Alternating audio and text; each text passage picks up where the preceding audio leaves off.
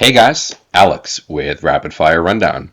Today we're going to be continuing the discussion on a cheap ballistic night vision setup. All right.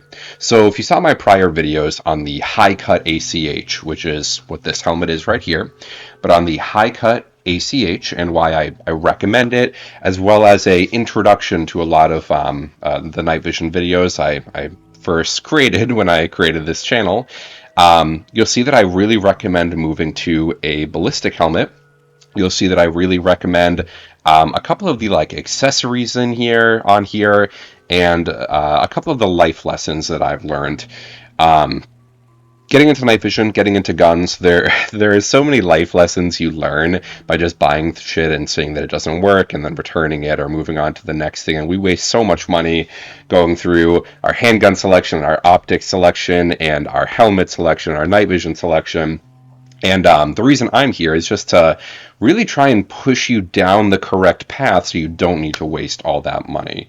But like I said, this really is a rehash of my prior videos. I have seen a lot of people talk about how this is a great concept and they'd like me to expand on it more. And I've made a couple changes to this setup and I just want to show you guys it. So if you want to see more information on this, please comment down below. Do understand that I do have other videos that cover this in more detail. I'm going to try and keep this video really quick. So if you want to get into night vision and just know the jumping off point, this is my setup and this is kind of what I recommend. Okay, so throughout the video, I'm going to be putting pictures on the screen of these purchases so you know where to find them, prices, etc. But to start things off, we have a high cut ACH. The high cut ACH, this is a ballistic helmet, so not a bump helmet. And this ballistic helmet, depending on where you get it, I got this for free from a military friend of mine. But you can find these for $100, $200, maybe even like $300 on eBay and like surplus stores. But I've seen so many posts of people that find these ballistic helmets in milsurp stores for like $50, or they get it for free, like me, right?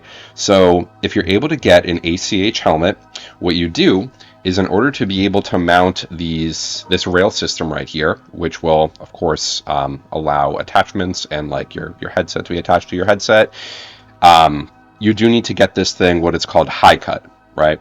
So High Cut Conversions on Facebook does a great job of that. I recommend you reach out with him. There is also other companies that do that, but I think they're a little bit more expensive and they don't offer the same amount of options. High Cut Conversions is one dude that does it, and you can talk to him throughout the entire process. He's great. He's really kind. He reposted my last video, so maybe he'll see this. Anyway, he did a really good job. I'm going to move on from the ACH. If you are looking for night vision that is, you're looking at a helmet to mount your night vision and you don't want to go down the ballistic side, because remember the ACH is going to be a significantly heavier headborne system than a bump helmet. Between Team Wendy and OpsCore, I really recommend OpsCore. I really dislike Team Wendy because of their warranty. They kind of shafted me there. And then on top of that, their rail system is proprietary, so I much prefer the Comtac system that I have here, essentially. That being said, the Wendy BOA system, which is what I have in here, is actually quite phenomenal. I'd say it's probably better than the Gentex or the Comtac one. Okay, but just understand that if you go Wendy or Gentex, they're both great, okay? You're not making a bad decision by getting Wendy. I have a buddy that just got duals, and holy shit, is his setup cool, and he's running a Team Wendy, and it's great, okay? Also, like I said, I'm just making this as a quick introduction for many of you that may be lost in the world with this. I have a lot of friends that are trying to get into this, which is what spawned this entire video. It's just they want a good jumping off place, so that's why I'm here. Okay, so now onto the night vision device. This is a PVS-14. This is a Omni 7 tube, and the reason I'm showing this off is because I have had a couple modifications since then. This Omni 7 tube has almost no blems when you're looking, or really no blems, when you're looking into getting a night vision device and you don't want to spend a lot of money. It's great to go through companies like NVG LLC or Goonan Gear, places that offer warranties, but Do understand that that is at a significantly increased premium, whereas this device right here, without the skin, without the bikini cover, but with the mount and J-arm, I got this for $1,700. Okay. So once again, while the night vision device is arguably the most expensive part of your build, so I really do recommend you take a look at eBay. I really recommend you look at just the used secondhand market, but understand that if you are going down that route, you need to become an expert in night vision, because you're going to be the one that's looking at the specs, looking at the blems, looking at the tube and the housing quality. You need to know what you're doing so you don't get shafted by someone online. Okay. I got this for $1,700 with the mount and everything, which is an absolute steal. I'm not expecting you guys to be as lucky as I am, but hey, if you're trying to get into it for cheap, really keep your eye out. You may find really cool people on Discord, Reddit, eBay that'd be willing to power the device for you, which is where I got this. I got this through Reddit, actually. Another reason why I'm showing off this device is just because it has had a couple really small changes. First of all, I have this bikini cover right here. This is give or take $50 online. I recommend you wear a bikini cover when you do have your night vision device out and you're like on the range, just so light doesn't, get into that objective and potentially cause any issues. So if you keep your device off, you shouldn't encounter any, but regardless, I recommend a bikini cover. Furthermore, I have a sacrificial lens right here. This is a really cheap upgrade that can save your PVS 14 from let's say you use this airsofting, a BB shattering this lens, or just running through trees and, tree branches can be sharp, guys. Maybe a tree branch or something just scratches the front of that lens, and then, you got a permanent scratch there.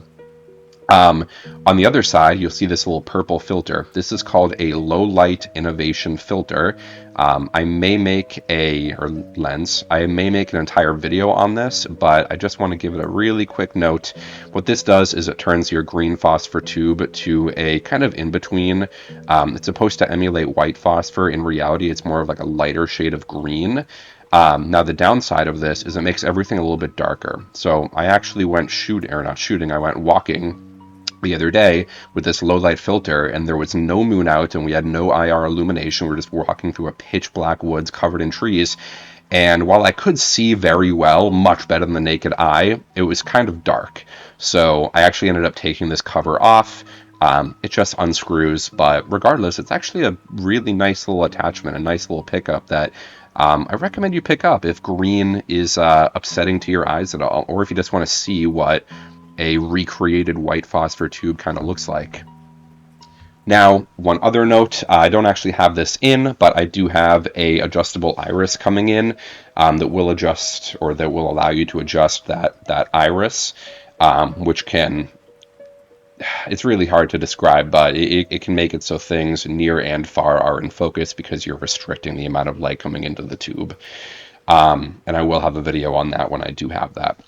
So, life lessons here. Just make sure that your PVS 14, if you're on a budget, try not to spend $3,000, $4,000 on a unfilmed or thin-filmed white phosphor PVS 14 for $4,000 with a warranty. I'm not saying don't get that warranty, but just understand you can find used devices online for usually significantly cheaper, and that's where a lot of your budget's going to go. So be smart, and if your budget doesn't allow $5,000 to drop on a setup, maybe it makes sense to look into that second market.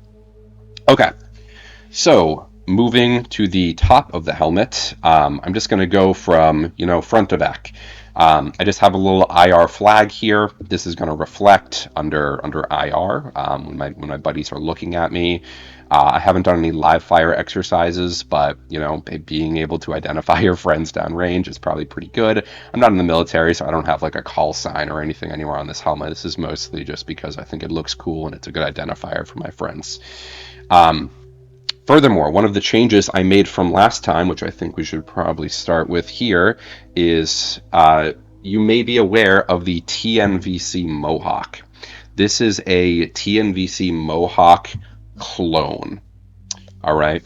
So what this does is it's a battery pack, or it's a pouch that can hold batteries. They sell different versions that actually can hold battery packs, and it extends up the helmet and gives you all this paracord up here. Okay, now I've talked about this previously, but I don't recommend that you buy Chinese things, right? I recommend you spend the money on quality components, quality optics, quality nylon. But I couldn't warrant, and like I said, the concept of this really was to be a cheaper ballistic helmet that I can show people and say, hey, you can get this for give or take $3,000, $2,500.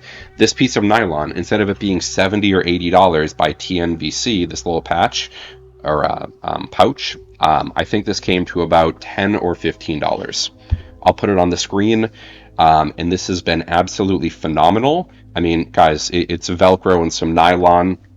The side right here, so this opens and you can actually store batteries. It comes with a little sleeve. Look at that. It's an absolutely phenomenal accessory. Counterweights are incredibly important with your night vision setup, and as well as carrying batteries. So for $10 or $15, instead of dropping $80 on a Mohawk, I really recommend you take a look at this. Throughout the helmet, you'll see patches. Got a T-Rex arms patch. I got some glow sticks here because glow sticks are really cool under nods. And well, like I said, I'm not in the military or anything, but there's probably a use case for these at some point. I also keep a little multi-tool in here a lot of the time, as it is an additional counterweight. Now, over here, the real life counterpart to this is the Hellstar, if I'm remembering correctly, which is about $150. This is a Amazon knockoff Hellstar, okay? And I've actually used a real Hellstar. There are no differences between the two. Now, the real Hellstar is, of course, going to have a significantly better quality assurance component to it, right? Like it's not going to be made in China. It's probably going to be higher quality, but in my opinion, this does everything the Hellstar does at I think this was probably $30. I'll put it on the screen. And I have encountered zero issues with it. So really quick, this switch on the back is how you move it from IR to visible. And then what you do is you push this forward, and now you're in IR mode. So this is only going to show under IR. It's actually kind of cool. You can see the IR because the camera's picking it up. Anyway, if you're looking for a IR beacon for cheap, this is a great place to look, guys. Once again, we're really trying not to break the bank. Now, for the headset, as you'll see, I'm not running Sordins, I'm not running Comtacs. These are, I'll put it on the screen, but I think Comtac Sport 500s, I'm not sure the exact designation, but they are about $100. They have Bluetooth, not that that's very relevant, but they have Bluetooth, they are electronic hearing, and they are incredibly comfortable. I didn't get Comtacs because I am not at the point where I am communicating with people to coordinate like strikes or anything, right? Sordins are about $200 or $300, and I've seen a myriad of complaints on just getting them mounted in the first place. It's very difficult to do so. So I went down this avenue because, once again, this helmet is supposed to be cheap. These have been upgraded with little gel cups, right? These gel cups are incredibly comfortable. And then I have run Unity marks, which are adapters over here. So to bring to attach your headset to your helmet, I've run Unity marks, which I am semi-fond of. They were designed to put constant pressure on the headset. So if you're like a breacher in the military, it's not going to blow off your ear. Like the headsets aren't going to blow off your ears, right? Because of that massive like concussion. These are actually able to be popped out to give like relief to your ears, to get wind on your ears. The biggest problem I had with those marks was just that I found that they kind of, the metal actually poked through and caused like pain on my neck, and the headset would also fall off those little metal tabs. Unity as a company makes really cool shit for people that need like really specific things, right? Like, yeah, they have mounts that are, hi buddy. Yeah, they have mounts that are, plug and play. but they make a lot of components that are designed for like a extremely fringe, extremely specific use case. I'm remembering back to the MCX and the Black Mamba like prototype where Unity actually designed like light mounts that were just like bended pieces of metal because some special operations force group requested it. So hey, they did it. So they really make really niche products. And those marks are exactly like that. It's a very niche thing that I really wouldn't recommend to most people because I think they're very uncomfortable and I think there are better ones out there. But if you're a dude that is breaching doors and you need something like that, it's the only thing on the market that does that, right? Well, with one exception. Over here, I have the basic ComTac headset adapters. And I wanted to teach you guys a little life hack right here that I think I learned on Grantham a while ago. But what you can do is if you unscrew this screw right here, and you'll notice everything's painted because, I just like to blend in. I think it looks cool. But if you unscrew this screw and you jam a piece of paracord in there, it'll actually make it so these do not click out whatsoever. So it applies constant pressure and they're never going to fall off your ears. Now, I know I just spoke to the benefits of being able to get them off your ears, but I think the downside of them potentially slipping up when I'm like taking shots with my comped MCX and pistols and those headphones dropping off and giving me instant tinnitus, I'd much rather have the benefits of just that constant pressure. Now, one other really quick life lesson I have for you guys is this is called the Unity Knuckle Mount. Once again, if you're a dude that needs something like this, then there's really nothing else like it on the market. This interfaces with a lot of different helmets and a lot of different rail types. And I have a X300 up here. I have a piece of tape on it just so I don't, I guess, give away my position in air quotes, but I just don't like to have any IR or anything like reflective on my setup. But this Unity Mark is able to articulate back and forth. So I can pump white light on the ground.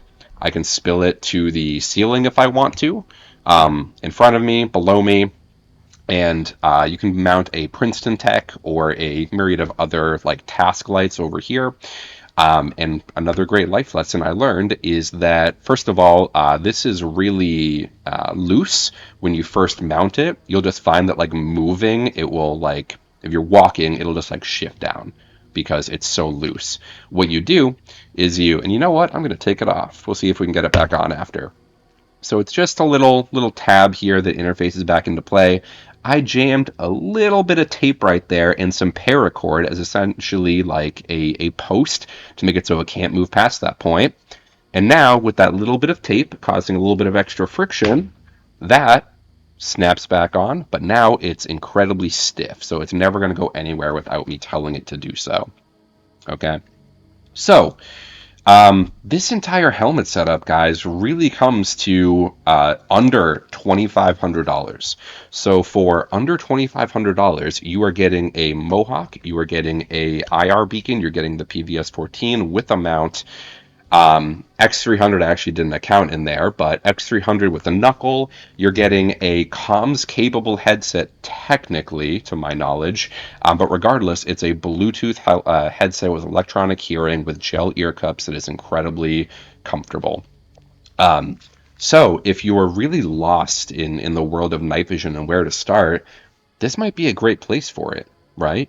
It can be kind of daunting to look into night vision accessories, night vision prices, and you see that $3,000, $4,000 price tag, but just understand that it is, especially if you're a newbie, there is a lot of benefit to jumping straight in and buying dual tubes. A buddy of mine actually, for his first tubes ever, just bought a pair of binos and a Team Wendy carbon.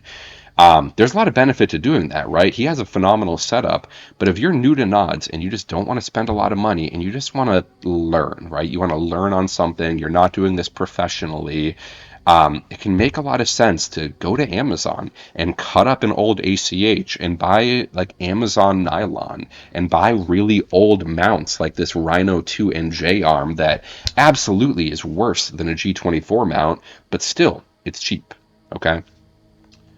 All right, well, that's all I have to say about this helmet. I want you guys to comment down below if you have any questions, comments, concerns, any suggestions. My next video is actually going to be this right here, my Crye SPC plate carrier. All right. So stay tuned and we'll cover this soon. And thanks for tuning into the channel. I'll catch you guys in the next one.